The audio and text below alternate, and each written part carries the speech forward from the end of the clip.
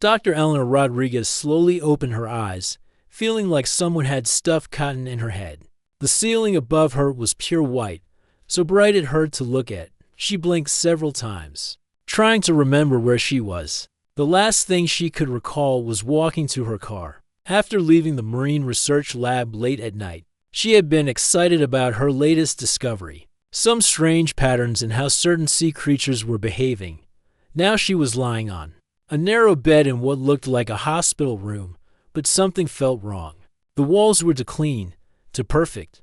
There were no windows she could see from where she lay, and the only light came from panels in the ceiling that gave off an odd, cold glow. Elena sat up slowly, her head spinning. She was still wearing her lab clothes from yesterday, but her shoes were gone. Her phone, keys, and purse were nowhere to be seen. The room was small, maybe 10 feet by 12 feet, with just the bed, a small table, and what looked like a bathroom door in the corner. She walked to what she thought was the main door and tried the handle. Locked, of course, but there was a small window in the door, maybe 6 inches square, with thick glass that made everything look slightly blurred. Through it, she could see a narrow hallway with more doors like hers. As she pressed her face closer to the glass, movement caught her eye. Across the hallway, in another room just like hers, a man was sitting on his bed with his head in his hands. He had dark hair and looked to be around her age, maybe a little younger. He was wearing casual clothes, jeans, and a t-shirt that looked rumpled, like he had been sleeping in them. Elena tapped gently on the glass. The sound echoed in her small room. The man looked up, and their eyes met through the 2 windows and the hallway between them. He had kind eyes, but they were filled with the same confusion and fear she was feeling. The man stood up and walked to his door. He placed his hand flat against his window, and Elena did the same on her side. Even though they couldn't touch, the gesture felt reassuring. At least she wasn't alone in whatever this was. The man pointed to himself and mouthed what looked like his name, but Elena couldn't understand. The glass was too thick and the distance too far. He tried again, speaking slowly and exaggerating his mouth movements. It looked like he was saying David or maybe Daniel. Elena pointed to herself and mouthed Elena back. David, she decided to call him that, started making hand gestures. He pointed to his head and made a confused face, then shrugged his shoulders. Elena nodded vigorously. She felt the same way, confused, disoriented. With no memory of how she got here, she looked around her room again, more carefully this time. The walls were smooth, with no scratches or marks. But when she looked closer at the area near the bed, she could see faint scratches in the paint. Someone had been carving letters with something sharp. She knelt down and traced the marks with her finger. Day 15, still here, was scratched in tiny letters near the floor. Below that, in different handwriting, they watched everything. Elena's blood went cold. Other people had been in this room before her. How long had they stayed? Where were they now? She stood up quickly and looked back at David through the window. He was pacing in his small room, running his hands through his hair. Elena could see he was trying to stay calm, but his movements showed he was getting more anxious. Suddenly, Elena heard footsteps in the hallway, heavy boots on hard floor, getting closer. She saw David freeze in his room and move away from his door. Elena did the same, sitting on her bed and trying to look casual. 2 people walked past in the hallway. Elena caught a glimpse of them through her window. They were wearing white coats like doctors, but something about them seemed wrong. They weren't talking to each other like normal medical staff would. They walked with purpose, like guards. After they passed, Elena waited a few minutes before going back to the window. David was already there waiting for her. He held up 1 finger, then 2, then made a walking motion with his fingers. He had counted to people too. At least they were, both paying attention to the same things. Over the next few hours, Elena tried to piece together what she could remember. She had been working late at the marine biology lab, studying some unusual data about fish breeding patterns in different parts of the ocean. The patterns didn't make sense with what science knew about these species. Some fish were showing up in places they had never been found before, and they seemed to be breeding at different times than normal. She had been so excited about the discovery that she had stayed past midnight, making notes and preparing to contact other researchers. The security guard had checked on her around 11 p.m., and she remembered waving at him as he made his rounds. After that, everything was blank until she woke up here. Elena wondered if David's situation was similar. Had he been taken from somewhere while working or going about his normal life? The way he was dressed suggested he hadn't been planning anything special. Just regular clothes for a regular day. That had turned into something terrible. The scratches on the wall kept bothering her. Other people had been here before them, and those people had been here long enough to count days and make warnings about being watched. Elena looked around her room for cameras, but couldn't see any obvious ones. That didn't mean they weren't there, hidden in the walls or ceiling. She tried the bathroom door and found it unlocked. Inside was a basic setup: toilet, sink, small shower, no windows, no vents big enough to escape through. Even the mirror was made of polished metal instead of glass, so it couldn't be broken and used as a weapon or tool. Back in the main room, Elena sat on the bed and tried to think logically. Someone had gone to a lot of trouble to bring her and David here. This wasn't a random crime. The facility was too well organized, too clean, and professional. Someone wanted them specifically, or at least people like them. Her research had been getting attention from other scientists around the world. Maybe someone didn't want her to publish her findings, but that seemed extreme. And what about David? What was his connection to all this? As the hours passed, Elena and David developed a simple way to communicate through their windows. They used hand gestures and drew letters in the air. Elena learned that David had been investigating something for his work. He kept making a camera, gesture with his hands, and pointing in different directions. A photographer or filmmaker. Maybe the food came at regular intervals, 3 times that first day. Someone in a white coat would open a small slot at the bottom of Elena's door and slide through a tray with simple food: sandwich, fruit, water bottle. The person never spoke or showed their face clearly. Elena tried talking to whoever brought the food, asking questions, pleading to know where she was. But they acted like they couldn't hear her.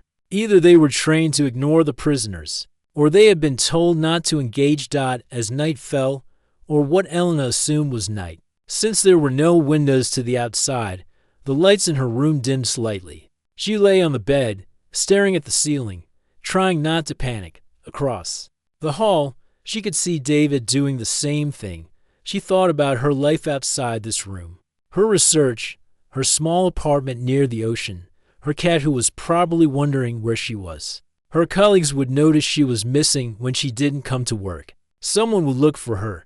She had to believe that, but the scratches on the wall suggested that help hadn't come for the people who were here before. Elena traced those faint letters again with her finger, wondering who had made them and what had happened to them. She made a promise to herself.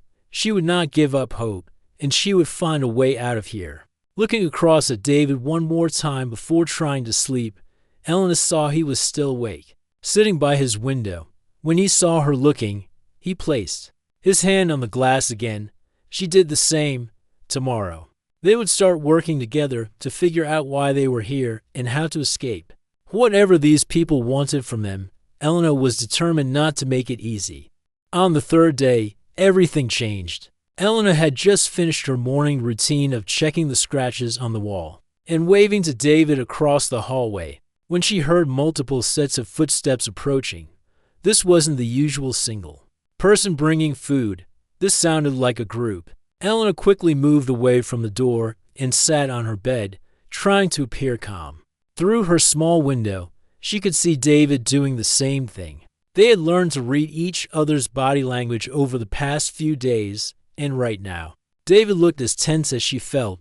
The footsteps stopped outside her door. Elena heard the sound of multiple locks being turned, which surprised her. She hadn't realized there were so many locks keeping her inside. The door opened, and 3 people entered her small room. The first person was a man in his 50s, wearing an expensive-looking suit instead of the white coats she had seen before. He had gray hair, kind eyes behind wire-rimmed glasses, and the sort of calm presence that doctors often had. Behind him were two people in white coats, carrying clipboards and looking very serious. The man in the suit smiled at Elena, and for a moment, she almost felt relieved. Finally, someone who looked normal, someone who might explain what was happening to her. "Dr. Rodriguez," he said, and his voice was warm and professional. "I apologize for the confusion and discomfort you've experienced. My name is Dr. Harrison Voss, and I'm the director of this research facility." Elena stood up, her mind racing. How did he know her name? And research facility? "Where am I?" she asked, trying to keep her voice steady. "Why am I being held here? Against my will." Dr. Voss gestured to the small chair near the table. "Please, sit down. I know you have many questions, and I'm here to provide answers. What's happened to you is unfortunate, but I believe once you understand the situation, you'll see that we're not the villains you might think we are." Elena remained standing. "I want to leave. Now, I have a life, a job, people who will be looking for me. And they are looking for you," Dr. Voss said calmly. "Your colleagues at the Marine Biology Lab have reported you missing. The local police have been contacted. Unfortunately, there's no trace of where you went after leaving your laboratory." That night, the way he said it made Elena's blood run cold. He spoke like someone who knew exactly why there was no trace. Dr. Voss continued. "Your research into unusual marine breeding patterns has caught the attention of several international organizations. Your work is more important than you realize, Dr. Rodriguez. The data you've collected points to environmental changes that could affect global food supplies and economic stability." Elena felt confused. Her research was important to marine science, but what he was describing sounded much bigger than what she had been studying. "I don't understand," she said. "My research is about fish migration patterns. It's academic work. Sometimes academic work has real-world implications that the researchers themselves don't fully grasp," Dr. Voss replied. "Your findings, combined with similar research being conducted by others, paint a picture of environmental changes that certain parties would prefer remain private until they can adapt their business interests accordingly." One of the people in white coats handed Dr. Voss a tablet. He glanced at it and then looked back at Elena. The young man across the hall, David Chen, is a documentary filmmaker.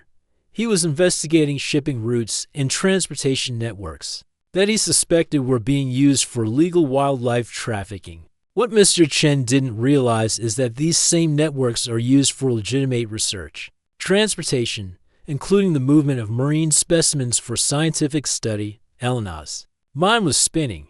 "So you're saying we're both here because our work's somehow connected, in a way?" "Yes. Both of your investigations were leading toward the discovery of a legitimate scientific operation that requires absolute secrecy due to international regulations and political sensitivities. We couldn't allow either of you to accidentally expose this work before it was ready to be made public." Dr. Voss sat down in the chair and looked at Elena with what seemed like genuine concern. "I understand how frightening this must be for you, being taken from your normal life, held in an unfamiliar place, not knowing what's happening. But I want you to understand that you're not in danger. You're here because your work is valuable, and we need your cooperation." "Cooperation with what?" Elena asked, though she was afraid to hear the answer. "We run a specialized research program here. We study human behavioral responses under controlled conditions to better understand how environmental stress affects decision-making and social bonding. This research helps us predict how communities might respond to environmental changes, like the ones your marine research has identified." Elena felt sick. "You're using people as test subjects. We're conducting carefully controlled behavioral studies with full intention of compensating participants and ensuring their safety," Dr. Voss corrected. "But yes, the research requires human subjects who are unaware they're being studied, at least initially. Otherwise, the behavioral responses wouldn't be authentic. That's illegal. That's completely unethical." Dr. Voss nodded. "By conventional standards, yes. But conventional ethics didn't anticipate the global crises we're facing: climate change, resource scarcity, population displacement, These challenges require new approaches to understanding human behavior. Elena backed toward the wall. I won't be part of this. I won't participate in whatever sick experiment you're running. I understand your reluctance, Dr. Voss said patiently, but I hope you'll consider the alternative. If you and Mr. Chen don't participate in our research program, we can't risk releasing you. You know too much about our operation now. You would remain here indefinitely as our guests, comfortable but confined. The threat was delivered so politely that it took Elena a moment to fully understand what he was saying. Cooperate or be imprisoned forever. What exactly are you asking us to do? She asked quietly. Dr. Voss glanced at his tablet again. We're studying how people form social bonds under stress, how they make decisions about trust, cooperation, and survival when placed in challenging but safe environments. You and Mr. Chen would be placed in a shared living space, where we could observe your interactions. You want to watch us like animals. In a cage. We want to study human adaptability and social bonding in a controlled environment. The research could help save millions of lives by predicting how communities will respond to environmental disasters. Elena looked toward the door, thinking about David across the hall. Was Dr. Voss having the same conversation with him right now? How long would this take? She heard herself asking, and immediately hated that she was even considering it. The initial phase would be several weeks, possibly longer, depending on the data we collect. But Dr. Rodriguez, I want to be clear about something. This research program has been approved at the highest levels of government. We have legal authority to conduct this work, even if it falls outside normal ethical guidelines. Elena doubted. That was true, but she was in no position to argue with him. I need time to think about this, she said. Dr. Voss stood up. Of course.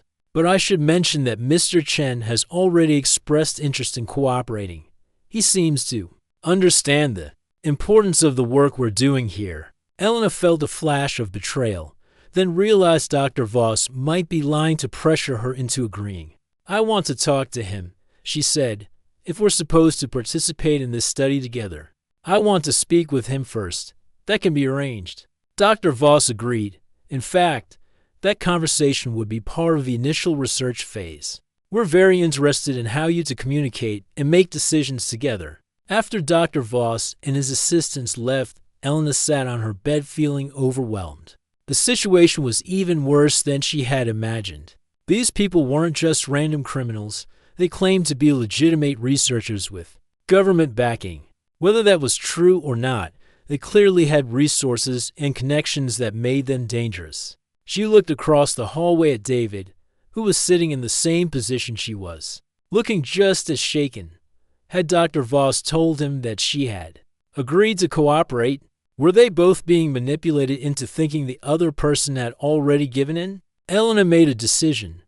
Whatever these people wanted from her and David, she wouldn't make it easy for them. If they wanted to study human behavior under stress, they were going to get more resistance than they bargained for.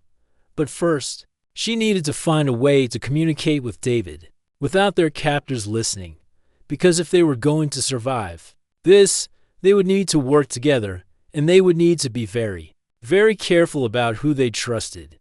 2 days after Dr. Voss's visit, Elena heard the locks turning on her door again. This time, she was ready. She had spent hours thinking about everything he had said, looking for lies and inconsistencies in his story. When the door opened, she was sitting calmly on her bed, appearing more cooperative than she felt inside. Dr. Voss entered with the same two assistants as before, plus a third person carrying what looked like recording equipment. Elena's stomach tightened, but she kept her face neutral. Dr. Rodriguez, Dr. Voss said with that same warm smile.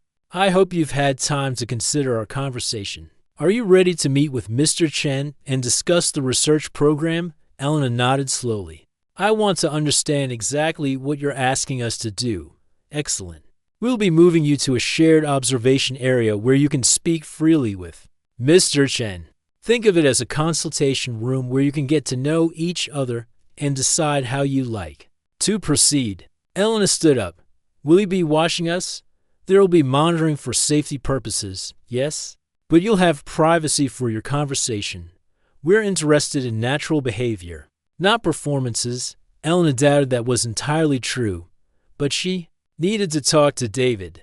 They let her out of her small room for the first time since she had arrived. The hallway was longer than she had expected, with at least a dozen doors like hers on each side. How many other people were being held here? They walked past David's room, and she could see through his window that it was empty. Good, they were bringing him to the same place. Elena tried to memorize the layout as they walked, counting doors and turns. If they ever got a chance to escape, she would need to know how to find the exit. The consultation room was much larger than their cells, maybe 20 feet square, with two comfortable chairs, a small table, and what looked like a one-way mirror. On one wall, Elena was sure people were watching from behind that mirror. No matter what Dr. Voss had said about privacy, David was already there, sitting in one of the chairs. When Elena entered, he stood up and looked at her with relief. Up close, she could see he was younger than she had thought, maybe late 20s, with intelligent dark eyes and the kind of lean build that suggested he spent a lot of time moving around for his work. "Dr. Rodriguez," Dr. Voss said, "meet David." "Chen, David, this is Dr. Eleanor Rodriguez. I'll leave you two to get acquainted. Take all the time you need." After the staff left and closed the door, Elena and David looked at each other for a long moment. Elena held up one finger to her lips, then pointed to the mirror and around the room. David nodded. He understood they were being watched and listened to. "So you're the marine biologist," David said casually, but his eyes were alert and focused on Elena's face. "And you're the filmmaker," Elena replied, sitting down across from him. "I guess we both got too close to something we weren't supposed to see." David leaned back in his chair. "I was working on a documentary about shipping routes, following cargo containers from different ports, trying to map out how certain items move around the world." He paused. "Items that aren't supposed to be moving." Elena understood. He had been investigating smuggling operations, probably wildlife trafficking like Dr. Voss had said, but something in David's tone suggested there was more to it. "My research was about fish," Elena said carefully, "changes in their breeding patterns and migration routes. But some of the data I found didn't match what should be happening naturally." David nodded. "Unnatural patterns, like someone was interfering with normal processes." Exactly. Elena felt a spark of connection. David was thinking the same way she was, that their captor's explanation didn't add up. They spent the next hour talking about their work, but Elena noticed that David kept using odd phrases and emphasizing certain words. After a while, she realized he was trying to communicate something beyond what he was actually saying. When David talked about filming locations, he would tap his finger on the table in specific patterns.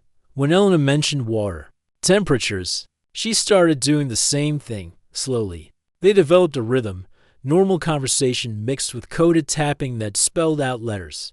Through this hidden communication, Elena learned that David had been investigating more than just wildlife smuggling. He had discovered shipping routes that seemed to be moving people, not just animals or illegal goods, young people, specifically, who had disappeared from various countries. Under suspicious circumstances, Elena tapped back her own discoveries. Her marine research had led her to notice that certain fish species were being moved artificially between different ocean regions.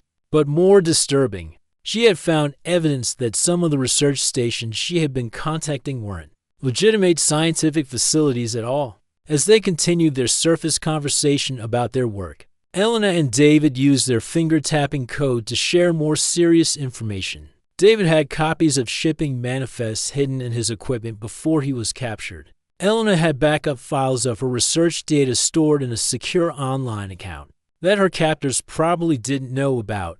Most importantly, they both realized that Dr. Voss's story about government approval was almost certainly false. Elena's research had been funded by legitimate scientific organizations, and David's documentary was being produced by a well-known media company. If there really was official government involvement, their employers would have been contacted, not left wondering where they had disappeared to. After 2 hours, Dr. Voss returned with his assistants. "How are you both feeling about the research program?" he asked pleasantly. Elena and David exchanged a look. They had agreed on their strategy during their coded conversation. "We're interested," Elena said slowly, "but we need to understand more about what's involved. We want to make sure we're contributing to something worthwhile." David added, "If this research really can help people prepare for environmental disasters, then we want to be part of it." Dr. Voss looked pleased. "I'm so glad you're both taking this seriously. The work we're doing here could revolutionize how we understand human adaptability. But we need some assurances," Elena continued. "We want to know exactly how long this will take, what kind of conditions we'll be living in, and what happens when the research is complete." "All very reasonable requests," Dr. Voss agreed. "Let me show you the facility where the behavioral study would take place." They were led through more corridors, past rooms that looked like offices and laboratories. Elena noticed that all the windows were covered with heavy blinds, making it impossible to see outside or get any sense of where they were located.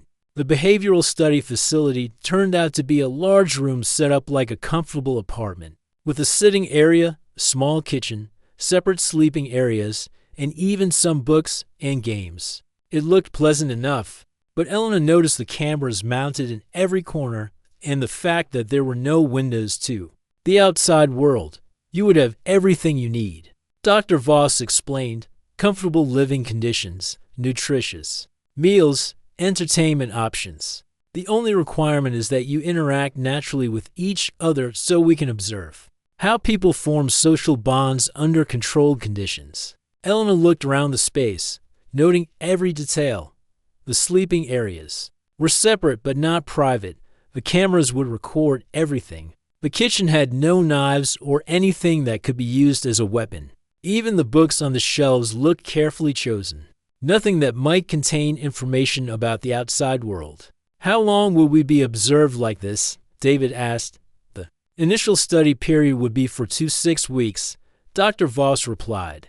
"Possibly longer if the data proves particularly valuable." Elena felt sick at the thought of being watched like an animal in a zoo for weeks or months, but she kept her expression neutral. "We need some time to discuss this privately, of course. Take all the time you need." Back in the consultation room, Elena and David resumed their coded conversation while appearing to discuss the research program. Through their finger tapping, they shared their real thoughts about what they had seen. The facility was much larger than either of them had realized. Elena had counted at least 30 doors that could be holding other people. David had noticed security cameras everywhere, but also potential blind spots where the camera angles didn't overlap completely. Most importantly, they had both observed the same thing. The staff members they had seen didn't act like legitimate researchers. They moved like security guards, always watching for potential trouble. And some of the equipment Elena had glimpsed looked more like surveillance gear than scientific instruments.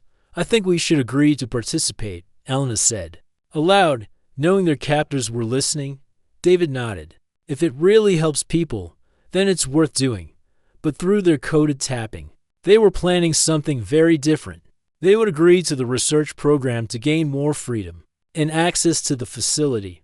Once they were in the larger living space, they would have more opportunities to explore, to find evidence of what was really happening here, and hopefully to find a way to contact the outside world. Elena tapped out a final message to David. "Don't trust anyone. Play along until we can escape." David tapped back. "Agreed. We survived this together." When Dr. Voss returned, they gave him their answer. They would participate in the behavioral study. For the good of science and humanity, Elena could see the satisfaction in Dr. Voss. The move to the observation apartment happened the next morning. Elena and David were escorted by 4 guards wearing white coats, which seemed like overkill for the supposedly willing research participants. As they walked through the facility, Elena noticed things she had missed before: security keypads on certain doors, cameras that tracked their movement, and most importantly, a section of the building that looked newer than the rest. The apartment itself was exactly as Dr. Voss had described: comfortable, well-furnished, and completely monitored. Elena counted 6 cameras that she could see, but she was sure there were hidden ones as well. The moment they were left alone, she and David began what would become their daily routine of appearing to settle into normal life while actually gathering intelligence. "This is nice," Elena said, walking around the sitting area and running her fingers along the furniture. To anyone watching, it looked like she was simply getting familiar with the space. In reality, she was checking for hidden microphones and mapping out the camera blind spots they had discussed. David nodded and started examining the books on the shelves. "They have some interesting reading material here," he said, pulling out what looked like a psychology textbook as he flipped through the pages. He was actually using the book to shield his hands while he checked the walls for any weak spots or hidden panels. Over the next few days, they established a routine that looked normal to their observers but served their real purposes. They would eat breakfast together, discussing simple topics like the weather or their favorite foods. But during these conversations, Elena would tap out messages on the table, while David responded by drumming his fingers on his coffee cup. Through this method, they shared crucial information. David had discovered that the books were carefully selected, nothing about current events, no maps, no information that might help them figure out where they were or how to contact the outside world. But he had found a small loose panel behind the bookshelf that might provide access to the building's infrastructure. Elena had been observing the staff schedules. Meals were delivered at exactly the same times every day, and she had counted how long it took for guards to respond when she had accidentally broken a glass. 2 minutes and 15 seconds, which meant they weren't being watched every single moment, just monitored regularly. The most important discovery came when Elena pretended to be sick on their 4th day in the apartment. She had been observing how the ventilation system worked, and she noticed that when she coughed loudly near certain air vents, there was an echo that suggested the vents connected to larger spaces in the building. "I think I might be coming down with something," she told David, coughing dramatically near the vent in the kitchen area. David immediately played along, bringing her water and appearing concerned. "Maybe you should rest," he said, but his eyes were focused on the vent where Elena had been coughing. He had heard the echo too. That evening, while they were preparing for bed in their separate sleeping areas, Elena made another discovery. The bathroom had a small window near the ceiling, the first window to the outside that she had seen since being captured. It was too small and too high to escape through, but it gave her crucial information. Through it, she could see part of a parking area with several vehicles, and beyond that, what looked like a forest. Elena shared this information with David through their tapping code the next morning. They were definitely in a remote location, surrounded by woods, which explained why no one had found them yet. But the parking area meant there was vehicle access, and vehicles meant a road leading away from this place.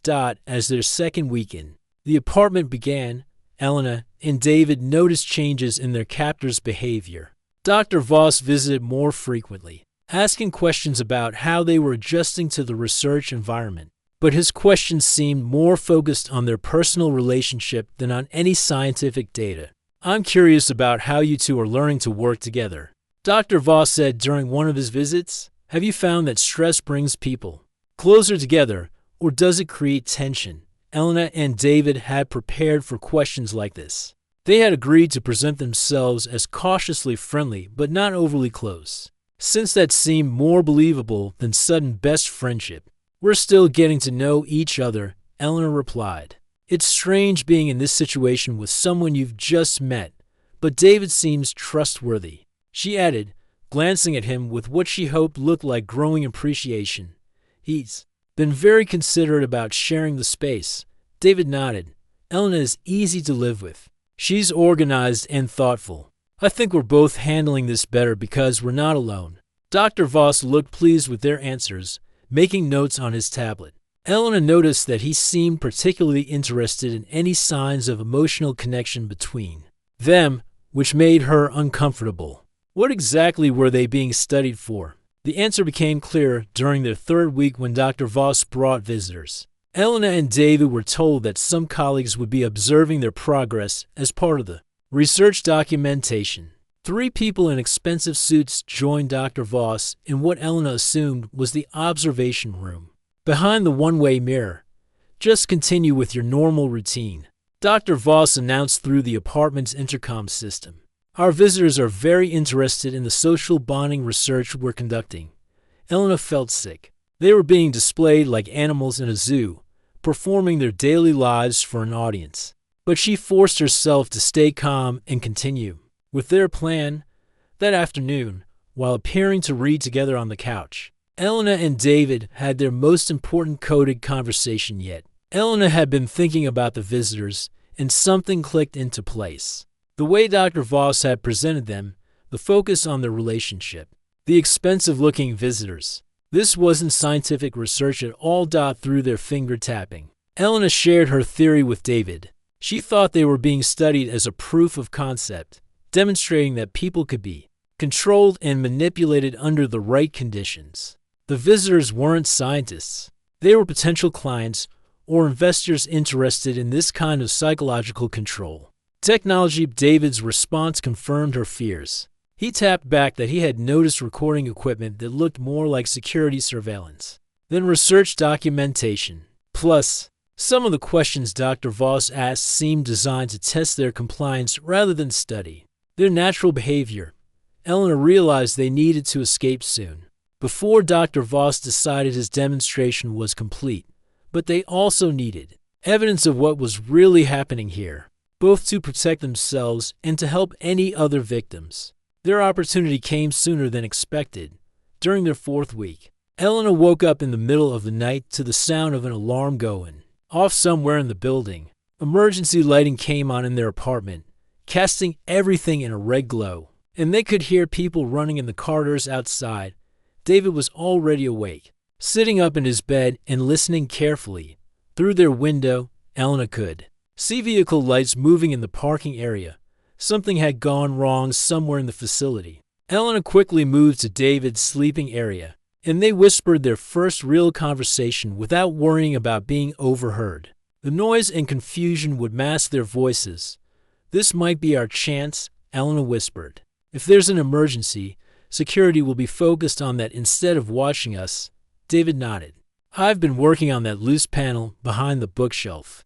I think I can get it open now. And I found something," Elena added. "Yesterday when they brought lunch, I saw one of the guards drop a keycard near the door. It slid under the couch. I retrieved it after they left." David stared at her. "You've been carrying a keycard for a whole day without telling me?" "I couldn't risk our coded conversation being figured out. But if that alarm means what I think it means, we need to move now." The alarm continued blaring, and they could still hear activity in the hallways. Elena retrieved the keycard from where she had hidden it inside a book, while David worked on the panel behind the bookshelf. "Got it," David whispered as the panel came loose. Behind it was a narrow service space with pipes and electrical conduits. "This connects to the building's utility systems. If we can follow it, we might be able to reach a different part of the facility." Elena looked at the small opening, then back at the apartment that had been their prison for weeks. They had been planning and preparing for this moment, but now that it was here, she felt terrified. If they were caught trying to escape, Dr. Voss would know they had been deceiving him all along. "Elena," David whispered, seeing her hesitation, "we can't stay here. Whatever they're really doing, whatever this place really is, we're not going to survive it if we don't act now." Elena nodded, knowing he was right. They had learned too much, seen too much. Dr. Voss had been displaying them to potential clients, like a successful product demonstration.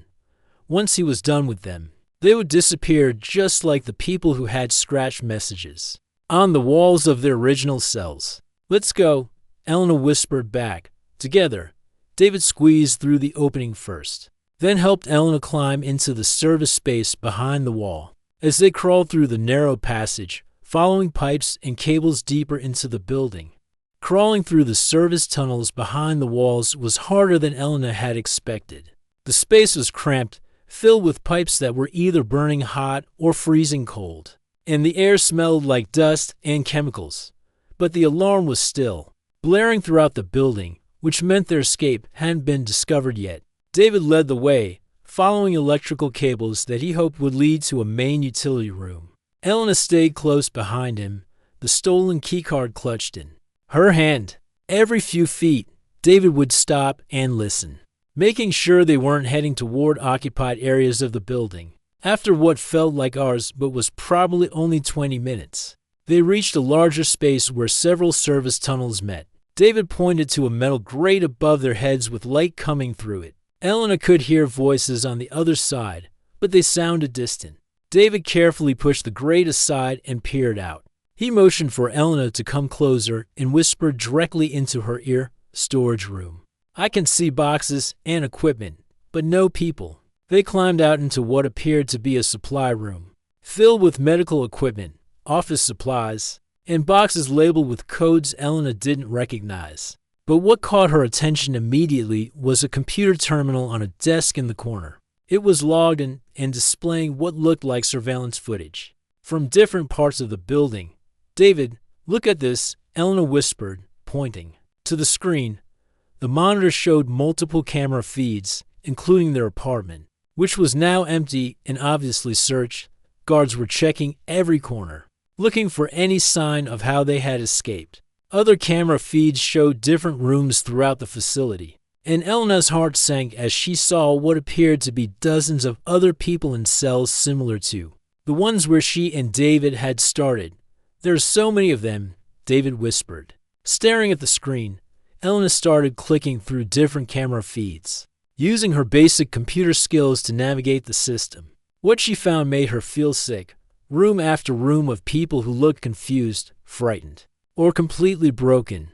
Some rooms held single individuals. Others had pairs like Elena and David had been. A few rooms appeared to be empty, but showed signs of recent occupation. "We have to document this," Elena said, looking around the room for anything that could record what they were seeing. David was already ahead of her, searching through the supply boxes. "Here," he said, pulling out a small digital camera.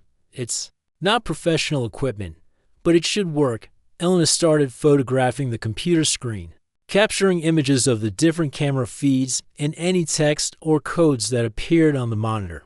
Meanwhile, David searched through file cabinets in the room, looking for documents that might explain what they had stumbled into. "Elena, you need to see this," David said, pulling out a thick folder labeled Project Assessment Reports. Inside were detailed reports on dozens of people, complete with photographs, personal information, and notes about their behavioral responses during various test scenarios. Eleanor recognized some of the faces from the camera feeds they had just seen. The reports made clear that Dr. Voss's operation wasn't studying environmental adaptation or social bonding. It was a sophisticated psychological control program designed to break people down and rebuild them as compliant subjects. The reports documented how long it took different people to give up hope, accept their captivity, and begin cooperating with their captors' demands. "This is human trafficking," Elena whispered, photographing page after page of the reports. "They're taking people, breaking them psychologically, and then what? Selling them." David found another folder that answered her question. It contained correspondence with buyers around the world, people looking for domestic staff, research assistants, and other positions that were clearly code words for enslaved workers. Elena felt dizzy as the full scope of what they had discovered hit her. She and David hadn't been randomly captured for legitimate research. They had been selected as potential products in a human trafficking operation that used psychological manipulation instead of physical force to control its victims. "We have to get this information to the outside world," Elena said, continuing to photograph everything she could find. David nodded, but he was listening to sounds from the hallway outside the storage room. The alarm stopped, he said quietly. Elena realized he was right. The building had gone quiet, which meant the emergency was over and security would soon return to normal operations. They needed to move quickly. "Is there a way to send these photos from here?"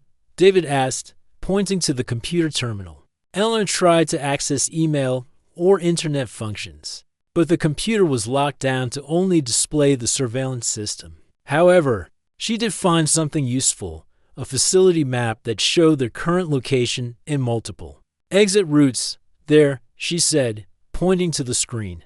There's a service exit on the ground floor, 2 levels down from here. And look, there's a vehicle garage connected to it. David studied the map while Elena finished photographing the most important documents. They could hear footsteps in distant hallways, and Elena knew their time was running out. Elena, David said suddenly, what if we don't just escape? What if we make sure this place can't continue operating? Elena looked at him. What do you mean? David pointed to a box labeled emergency procedures that he had found among the supplies. Inside were instructions for evacuating the building, including procedures for releasing all electronic locks in case of fire or other emergencies. If we could trigger a building-wide lockdown release, all those people in the cells would be freed at once, David explained. The facility would be in chaos, and the evidence would be much harder for Dr. Voss to destroy. Elena understood what David was suggesting, but it was risky. Triggering an emergency evacuation would definitely bring all the guards running to their location. They would have to move fast and hope they could reach the exit before being caught. Do you think you can figure out how to activate it? Elena asked. David was already studying the emergency procedures manual. I think so. But once I start this, we'll have maybe 5 minutes before this place is swarming with security. Elena made the decision quickly. Do it. Those people deserve a chance to escape too. David found the emergency control panel hidden behind a metal cover on the wall. Following the instructions in the manual, he began entering the codes needed to trigger a facility-wide emergency evacuation. Elena gathered all the photographed evidence and documentation they had collected, stuffing everything into a supply bag she found in the storage room. Whatever happened next, she was determined to get this information to the authorities. Alarms began blaring again as David successfully activated the emergency procedures. On the computer monitor, Elena could see cell doors throughout the facility beginning to unlock. In the camera feeds, confused prisoners started emerging from their rooms, looking around in bewilderment before beginning to move toward exits. It's working, Elena said, watching as dozens of people who had been trapped began making their way through the hallways. Time to go, David said, shouldering his own bag of evidence. They left the storage room and followed the facility map toward the service exit. The hallways were filled with confused voices and running footsteps as both prisoners and guards tried to figure out what was happening. Elena and David stayed close to the walls, using the chaos to avoid being noticed.